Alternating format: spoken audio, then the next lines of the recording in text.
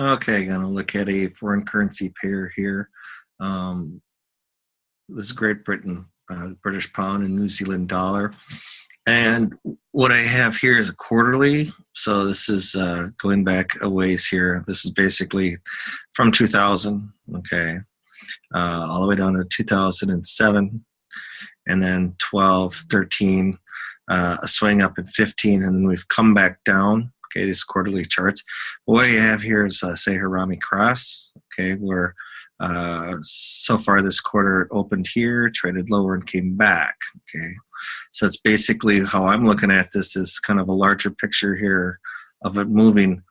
Now on both sides of this here is, we have the British pound coming off of a 30-year low. All right, then the flip side of this one is also the New Zealand dollar. So of course, one could buy the British pound and the other could buy short the New Zealand dollar. But I'm just going to look at this pair here because of when this one does move, it has a tendency of moving. We're talking thousands of pips here, okay? And as I go through this, once again, we're back to, limiting our, what is the risk going to be here? We're talking, you're risking hundreds of pips right now to make thousands of pips, okay? So or ticks, pips, ticks, however you want to look at this, for the British pound and New Zealand dollar for currencies. Okay, so quarterly, then we go monthly, okay. All right, so as you can see, once it takes off, here's 217 to 372. So in the currency world, that's a pretty good move. The thing here you have to watch out for, some of you have access to, you're not an American, so you have access to overseas leverage. Americans are limited to 50 to 1 leverage. Remember, 40 to 1 blew up the Lehman Brothers here, okay? But basically, here is a monthly, okay? So you have a swing from 177 to 256. And then you're basically, how I'm looking at it is that we're kind of making, looking at a big picture, we're somewhat making at least a break or pause in the action here. I wanted to look at, let's take a look at weekly. Where's my weekly? Here we go. All right. So here we have a large sideways pattern. We talked about, here's the year, right? 2011, 2012, 13, 14, 15. And then had a move here on the British pound and New Zealand dollar. Okay, so when you have a large sideways pattern, okay, a trend breaks out, okay? So here basically there was one where it came down basic and then went back into the sideways trade. But we had the breakout, traded higher, and came back through the other way. So now I'm looking for some sort of a pause, an opportunity of getting in here, okay, and then going down to a daily. Okay, so here we saw with a larger sideways pattern, same type of thing here too, where all of a sudden you're getting a larger sideways pattern from July. Okay, so this is post-Brexit. This is the last spike down here, and we'll just erase all of that, but just take a look at what we have going on here. All right, so we have make a low, okay, just taking out this bar here. You have a low taken out, bounce here, and now you moved up. Well, all of a sudden now you have this narrow range here of that's 500 pips. Okay, I know. All right. So but how I'm looking at this here is it came back under this dotted line. This is actually Thursday's close. So list 177.60.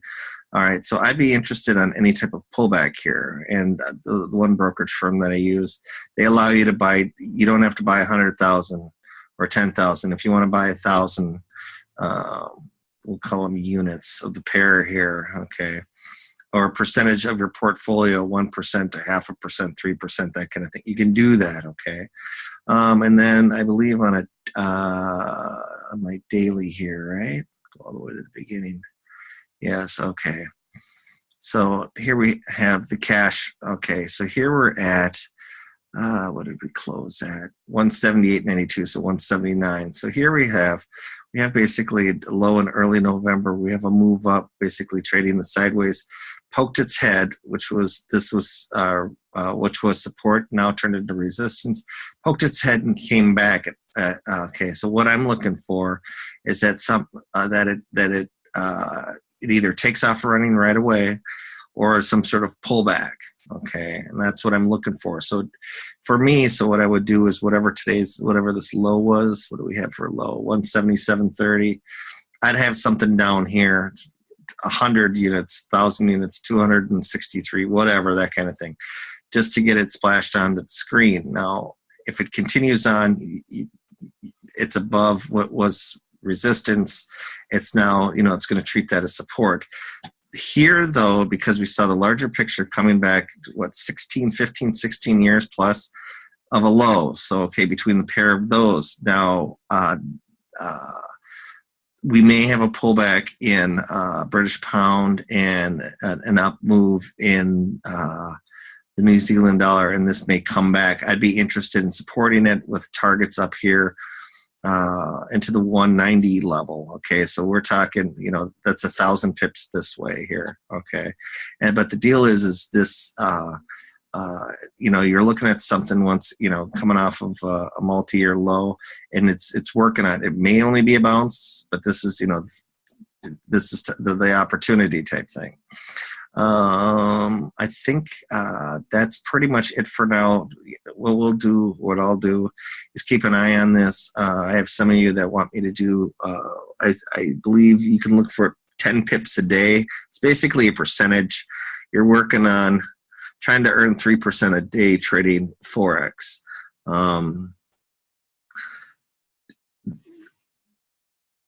The deal here, the toughest thing about trading is what's in between your ears. If I said even you making 1% a day, if that's all you had to do is you earned it. You made the plan. You earned it 1% a day. Well, it'll add up. We all swing for the fences. We all want a grand slam hat trick. That kind of thing. The biggest problem is for most, they hold on to their losers too long and they get out of their winners too early. So that's the key to this whole thing. Change that around. At a certain, do I think it's going to come down to 175? Well, I have to be able to afford if it comes down to 172. So in theory, the whole mechanical deal is if it comes back, if it's, I want to buy under 180. That kind of thing. So I'd trail something off of an, say, an hourly or 2 hour type chart.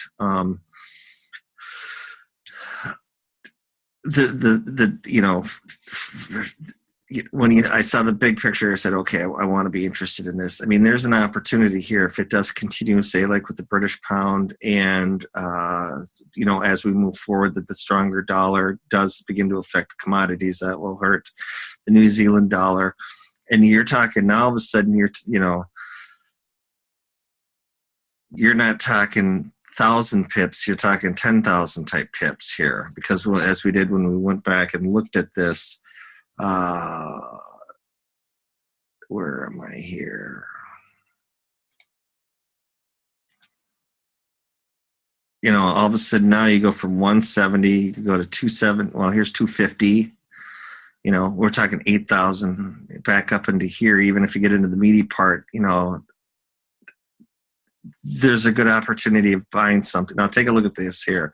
Here's 2013, 2014, 2015, 2016. Are you willing, if you buy here, you could hold on to this thing for a couple of years. Okay. How would you, and, like I said, this is 50-to-1 leverage. Okay, so let me just do this real quick. All right. Where ist mein? This changed on me. I'm looking for that. All right.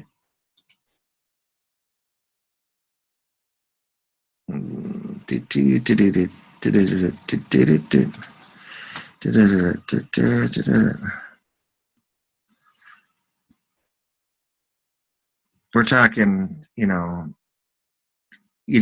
close your eyes and buy. It doesn't see this low again. What is it? 60% times 50 to 1 leverage. What's that? 30 to 1. So, I mean, we're talking a 3,000% return. Even if you come back down to say here, 44, 5, that's 2,000, that's 20 times, so it's one of those that there is, an opportunity. And the key to all of this is just to hold on. Like I said before, this is, here was a low here, okay, had a full reversal. This is a quarterly bar, so we had ourselves a full reversal, right? And it went on for 1 year, 2 years, 3 year, okay, until we basically had this reversal. Then we keep slamming back down. We have a Harami cross. I'm not saying that's going to go back up to here, but now we're talking, what's 97 all the way to 2000. Are you willing to hold on for, for 5 years? Let's take a look here. Whoop. 7 times 5 is, now you're talking, 35 to 1. Are you willing to make, that's how I look at it. Okay. So, if you snag something on here and it's foreign currencies, you just hold on to it, and just let it run. Okay. More than likely it would be the British pound coming off of the 31-year low would be your main driver. And then your New Zealand dollar, which I believe, let me upload this here. All right. Oh, I believe that was at the front too, wasn't it? I usually make one of these every month and then just add stuff into it. There we go. Daily. Whoops. Weekly. We can start there. So here's a weekly of the New Zealand dollar. Okay. So 74, 70, 73, 69. So we're getting a convergence here of 71, 71.50 of, is this going to be the next lower high and then a rollover? This is the beginning of 2016. So this move with commodities, now we're getting the sideways type pattern. Will it roll over? And then on the daily, same thing too. We'll just call this a double top. All right. And then below, if it rolls below it, it's on its way lower. And then on a big picture, I'm on you. Got to go back one.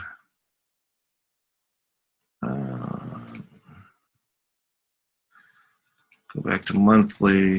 This should carry me back a ways here. Okay, so here's 49. Okay, so here, between 71 and 73, it'll probably stall here 75. Okay, so, for watching this here, and then a move back. I wanted to actually go back even further to see about. It doesn't give me it. It was down. It was down to 35 on here. So this has the flag look to it too, but one of those where it rolls over because of if equities continue higher, and interest rates will continue higher. That's the plan. Every day we go forward, we're gonna we're keep raising rates. The market raises rates, what have you. So we have something when the time comes. But it looks like, here's a swing high from the beginning of the year with the commodities. Got a high, came back down to moving average. The lower high broke the moving average. Here, maybe this is a retest of the moving average lower. You can short this. Here's the flip side, though, too, is what happens if the dollar pulls back. Okay, then you have the pound, or the pound would go higher, and the New Zealand. It's one of those. I'm not trying to fine tune the pair to play each individual one. I'm just playing the pair itself on there. So this was the British pound and New Zealand dollar. Here's the daily again. Okay, and basically that's what it is when it comes through the other side, basically through today's high. We'll call it 179. Probably be off to the races. You do have to risk it down to 172. So it's one of those things, if you get into it, poked through and reversed, but it opened lower and closed higher. So you also remember you're on a longer trend. It doesn't mean that this just doesn't go sideways. You could have a possibility of here of a shoulder head and another shoulder, but this is just one to watch that I'd be interested in any weakness. If it comes through the high, you just have to close your eyes, buy, and hold on. All right. And then I'll keep my eye on this going forward. So this was long, the British pound and New Zealand dollar in a swing into, what's this, 188 to the low 190, 194. Okay, there's gap area here with Brexit. But that's what I'm looking for. And it's one of those you can hold on for years. So for those of you that don't play currencies, this may be one for you to look into. Different brokers out there. Remember, this is a two-way street. Even though I'm talking to you, you can email me. You guys do contribute to the funding of this. So if you do have questions on anything, I'm here to help you. That's the key. Getting everybody to be able to fish. There's a lot of stuff out there. I have lots of years of stubbing my toe. It's if I can get you pointed in the right direction and coach you on, just hold on, hold on. Can you hold on? Can you hold on? That's the thing. We're with today's technology and everything. Years ago, you'd have to call up your broker to get a quote. You're gonna call him every minute? From what I've seen and everything, everybody overtrades. It's best just to have a plan and stick with it. If this works for you, just let it run. Just let it. You never know what's going to happen. And if you snag one, same thing with the natural gas. I was looking for something in the spring, but the market told me otherwise. You have to get in.